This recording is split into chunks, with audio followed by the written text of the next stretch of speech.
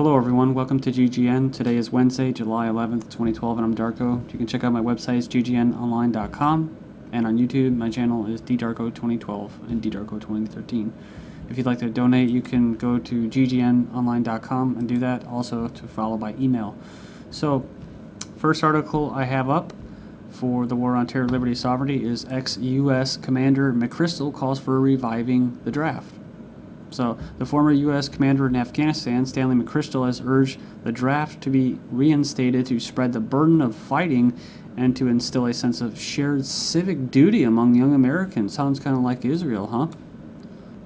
You can be rest assured that is no coincidence that right now, at this particular time in Israel, I just covered this in the past week, they're expanding their conscription of services. I mean, we all know that, both men and women have to serve in the military over there, but now they're expanding it to, ultra-Orthodox Jews and Arabs. So they're trying to beef up their forces, and as everything is going to smaller scale, i.e. special forces and stuff like that, he's calling for a draft, right, to bulk up the forces, even though there's supposedly no money to support that.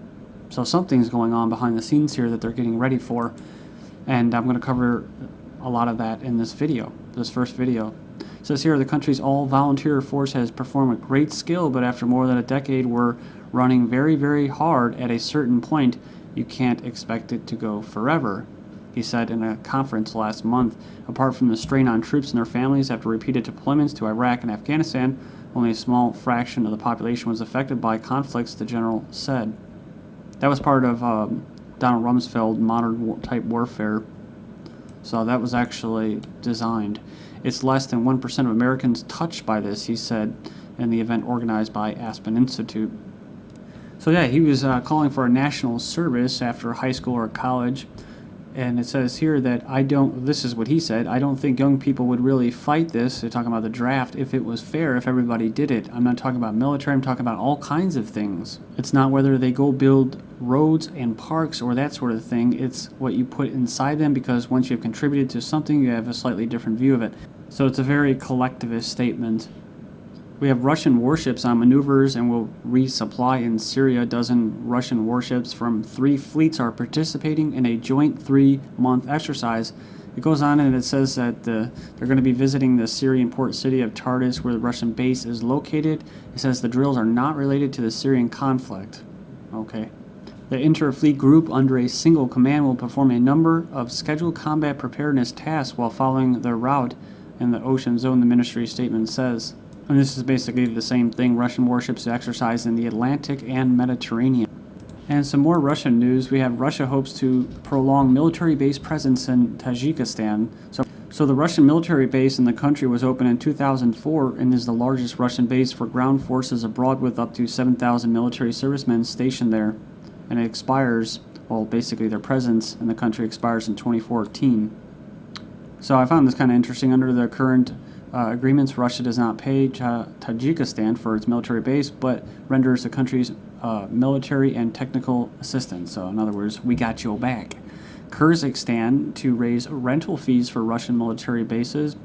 And the reason they're probably able to do this, basically negotiate this, is because, well, the West likes Kyrgyzstan. They have their eye on them, and they're kind of not backing them, but just like other countries, you know, like Israel with Azerbaijan and that. And I tried looking for this article, but it doesn't come up. But either way, this title, "The West Plans to Partition Kyrgyzstan Are Nearing Completion," that was in 2010, just to give you just a quick background. But currently, they host 4 Russian military bases. Next up, we have PG Arab states seek to topple Syria government to weaken Iran. I've mentioned this many times before. That's basically what it's all about. Take down Syria to get to Iran. So a senior Russian official says the Sunni Persian Gulf littoral states seek to topple the government of Syrian President Assad in order to weaken Iran. These Gulf countries would like to see the Sunnis take power and establish a religious state just like in the Persian Gulf, and weaken the Shiites, who have been ruling Syria, as well as Iran, which is currently regarded as Syria's ally. So Saudi Arabia, Qatar, and Bahrain treat Iran with much animosity and see a toppled Assad as a way to weaken the Shia Iran. Then we have Vladimir Putin saying timely forecast of international events are needed. says, this is, I'll just go through editor's note because it was kind of good. A shifting, volatile world makes leaders feel uneasy. This is why the U.S. government is fixed on Twitter, using it like a windsock. He says we should influence more actively the situation where Russia's interests are directly involved, looking ahead and acting accordingly, being ready for any, even the most unfavorable turn of events, he said. It says here it was a meeting with Russia's foreign ambassadors in Moscow on Monday.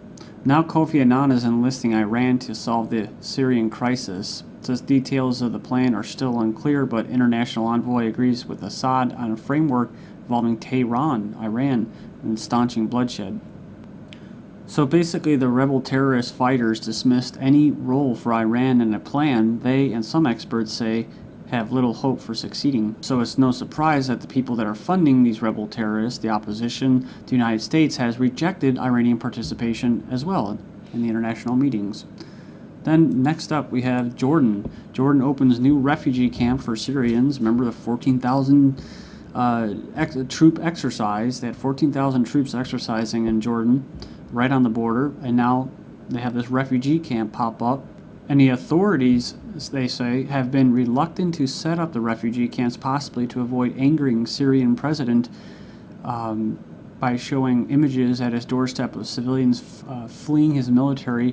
Oh God, this is such loaded. I can't even read this. It's just loaded bullshit. His military onslaught against them, right? So, and then, but this comes from the UN. The UN Refugee Agency appealed to the kingdom to make more room. So yeah, it says here the aid workers reported a sudden surge of 3,600 refugees last week, and it increased the pressure on Jordan. And this is mostly due to the Syrian government having to go town to town, getting rid of the terrorists that are basically holding towns and cities in Syria captive. I mean, they're kidnapping children now and holding them for ransom. They're killing people if they're they don't even have to be pro-Assad. Just if they're not with the Free Syrian Army or the rebel terrorists, whatever they call themselves, the peaceful activists, then they intimidate them, they threaten them, they kill them and murder them.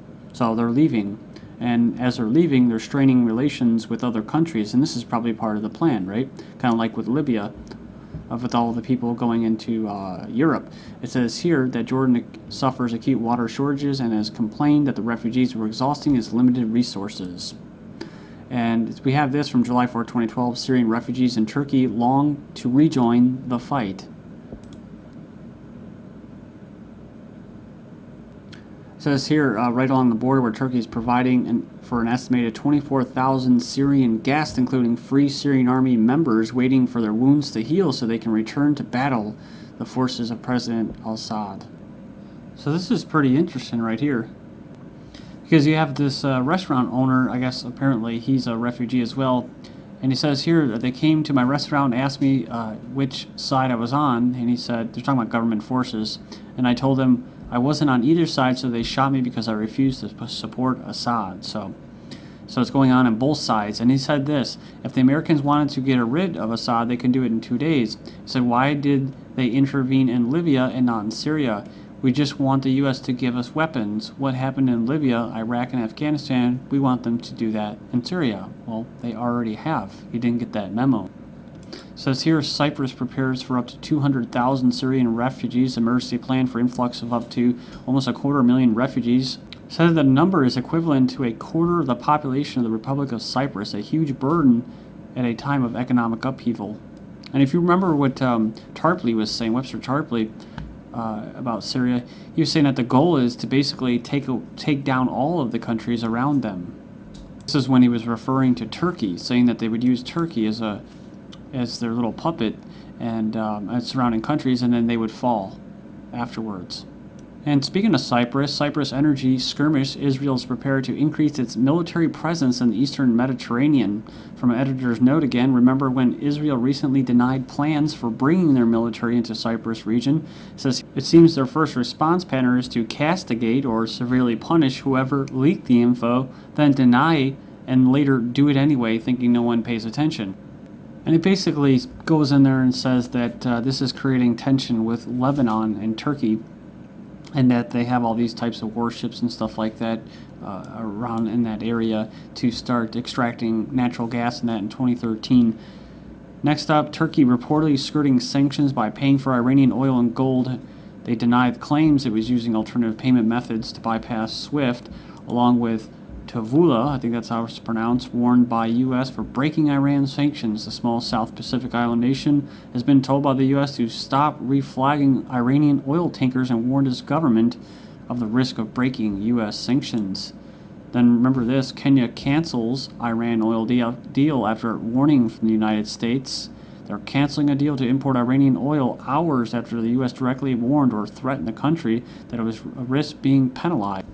And Iran's supreme leader says what? West vaccinated Iran against sanctions. He dismissed harsher sanctions imposed on Iran this month over its disputed nuclear activities, saying the country was 100 times stronger than before. Says here, these days Westerners are being sensational about sanctions, but they don't understand that they themselves vaccinated Iran through the sanctions imposed over the last 30 years. The Iran's Islamic Revolution a little over 3 decades ago toppled the U.S.-backed Shah. And oilprice.com saying EU's Iran sanctions are intended to appease Israel ahead of the elections so that they don't basically get all trigger happy and do a unilateral strike, and that's what they're actually talking about in Israel right now. It says here why oil prices are about to collapse. Oh yeah, and the thing is if they go ahead and they strike Iran, they're worried that Iranians are going to actually band together, because not all of them are with their government, and a strike on Iran from Israel would actually unite them, and that's why they're holding back from a unilateral strike. And if you remember this article, hopefully you do, from January of this year, why oil prices are about to collapse, we move down here and it talks about Iran. The oil prices may have, quote, surged today, but in the recent, couple weeks, they've generally been lower. It says here, while there would be undoubtedly a short-term price rise, which there was, cheered on by the usual suspects, in the medium and long term, the embargo will act to reduce oil prices. This is because Iran will necessarily have to sell oil at below market price to China and others, and since the market is already oversupplied, particularly in Europe, this will undercut market prices generally. Syria's fighting spilled into Lebanon and 5 have been killed. And it even goes in there and it actually admits, it says here, rebels fighting to unseat Assad have used North Lebanon as a base. Then we have Israeli soldiers cross into Lebanon's border area. Israeli soldiers have once again crossed into Lebanon in clear violation of the country's sovereignty and UN Security Council resolution. According to reports, an Israeli foot patrol crossed the UN-drawn blue line and entered Lebanese soil on Wednesday and stayed in the area for hours. The violation of Lebanon's airspace, territorial waters, and border by Israeli military occurs on almost a daily basis. Hezbollah uncovers spy cell working for U.S. and Israel. The Lebanese resistant movement Hezbollah has uncovered a 3-member spy network working with U.S. and Israeli intelligence services during the past month. And do you remember this article? Israeli general says populated areas will be targeted in next Lebanon invasion and predicts a new Lebanon invasion after collapse of Syria. He basically promised bloody attacks on dense populated areas, adding that the damage will be enormous. Remember this article as well. Israel forces attack target in South Lebanon, and this is from July 2nd, so over a week ago. Lebanon bolsters army presence at Syrian border. This is from July 10th. Yes, we have started to reinforce our troops, and the operations will take us a week to 10 days to complete. So, pretty straightforward. U.S. uses local militias in Afghanistan, echoing Iraq's strategy. They're asking, will it work? Well, what do you think? And just like Iraq, they're saying it's a litmus test for NATO's exit strategy. So let's see if they're getting out. If they're exiting, getting out of Afghanistan will cost us billions. We might as well just stay and spend billions, right? Thanks to geography, it's an order of magnitude harder than Iraq. So. And, you know they're leaving when what? Obama asked U.S. builds basically another Pentagon in Afghanistan, a huge $92 million military headquarters in Afghanistan, calling the new Pentagon. So just like Iraq, right? One of the biggest bases as well. And hey, we helped come and destroy your country after you're just reeling from fighting the Russians. And yeah, here we're going to pay you off with $16 billion. And their neighbors, Pakistan, their ambassador says government never okayed U.S. drone strikes. They said reopening the border routes for NATO and that, not an endorsement of drones. And then, of course, they struck them as soon as they opened the border and killed some people. The CIA drone strike killed 6 civilians in Somalia. It says here the International Criminal Court gives Congolese warlord 14-year sentence for using child soldiers. Someone's comment said it was set up for Africans and non-Europeans. That's why war criminals like Tony Blair and Bush are still running free, while thousands of Congolese flee to Uganda. Thank you.